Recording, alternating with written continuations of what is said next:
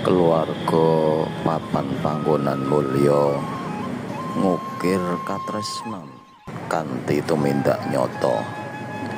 Ing kono rukun dadi pondasi utama nuntun langkah nggayuh cita-cita. Bapak lan ibu pilar kang santosa ngajari urip kanthi sabar lan ikhlas.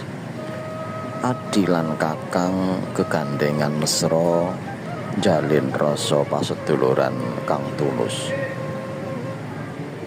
Senajan beda panemu lan karep, rembugan dadi dalan kanggo nemokake titik. Ora ana padudon kang tanpa wates, amarga rukun dadi kunci katentreman. Ing saben guyu lan cerita, keluarga dadi saksi kang sejati. Nalika susah nyengkuyung bebarengan, nalika seneng bungah bareng ora ana enteke. Mula ayu bebarengan njaga kerukunan iki nganti temekane tuwa. Keluarga kang rukun, ati dadi ayem, urip bagya mulya berkahing Gusti.